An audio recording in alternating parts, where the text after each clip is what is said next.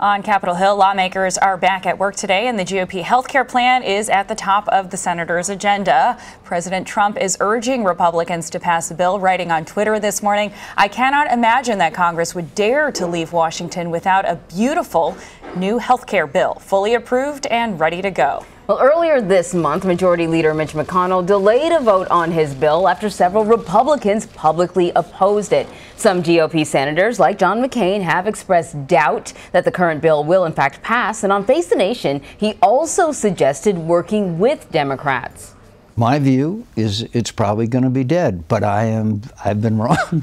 I thought I'd be president of the United States, but I think I fear that it's going to fail, and then we should convene a Republican conference. Say, what are we going to do? Introduce a bill. Say to the Democrats, here's a bill. It doesn't mean they don't that they control it. It means they can have amendments considered. And even when they lose, then they're part of the process. That's what democracy is supposed to be all about. For more, we turn to CBS News contributor and Washington Post congressional reporter Ed O'Keefe. So, Ed, you heard McCain there. Maybe, if this thing doesn't work out, we should work with the Republicans, work with the Democrats, rather. What's the likelihood of that actually happening? It's increasing. Really? Every day that we go without Republicans coalescing around this bill, I think they get closer to having to do something to shore up the status quo, which will require Democratic support. That would mean taking care of the insurance markets, maybe making a few other tweaks. There are a host of bipartisan ideas on the shelf ready to go that have been introduced over the last few years.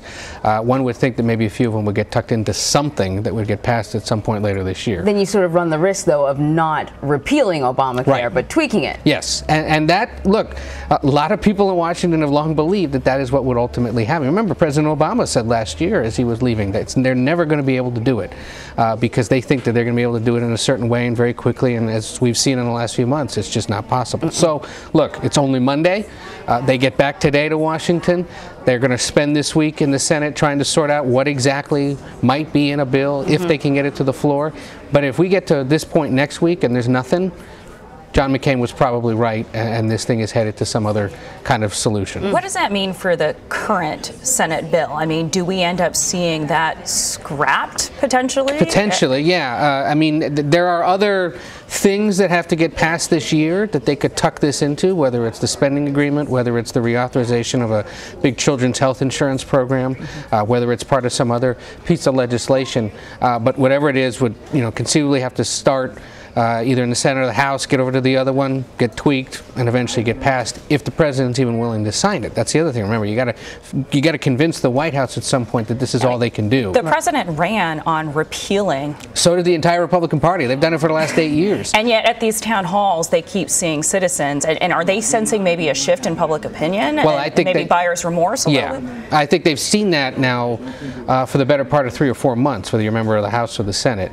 Senators certainly were hearing it last week from constituents back home, those that actually made appearances in public, because remember, a lot of them didn't.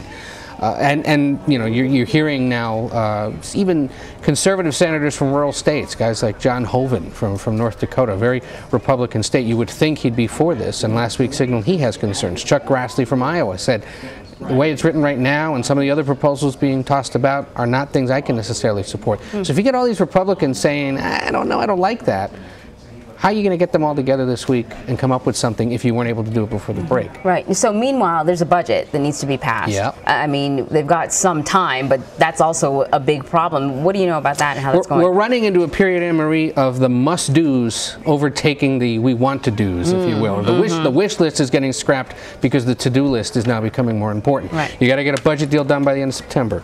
You've got to reauthorize a host of sort of random but important government programs. There's a part of the Veterans Health Care Program. I mentioned a children's health insurance program.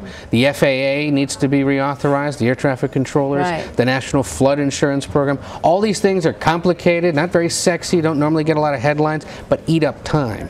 That, in addition to the need to confirm judges and all those lower government officials that Trump has yet to nominate, that eats up time as well. So where do you do all that plus try to do health care, tax reform, and pass a budget, it gets difficult, especially when you only have 3 weeks left. Maybe you don't go on vacation. Well, and look at what the president said this morning. He said, how is it that Republicans can leave Washington without passing a beautiful new health care bill, implying that maybe they should think about sticking around. There has been talk of that, especially in the House, that if the Senate passes something, why would we leave without finishing the work? So conceivably, maybe they stick around a little bit, but only if there's actually something to pass. Can I just ask you, what do you think is going through McConnell's head right now? Do you think he anticipated, how could he not have anticipated some of this, right? He did. And is was this sort of the end game? Well, yeah, you know, some think that he may have done this on purpose, or he knew that this was inevitable, that this is where it was going to lead. Remember, he signaled right as the health care debate began in the Senate in an interview to Reuters that this was going to be very difficult. Every public statement he has made since then is along the same lines. This is really hard. It's going to be very difficult to get 52 Republicans together to get something passed. He said it again last week in Kentucky, implying that we might have to work with Democrats to just shore up the thing instead of ripping it up and building up something new. So I think what Mitch McConnell is saying as he comes back to Washington this morning is, I told you so. This is what was going to happen, and it's happening. Ed O'Keefe, thanks a lot. Good to see you guys.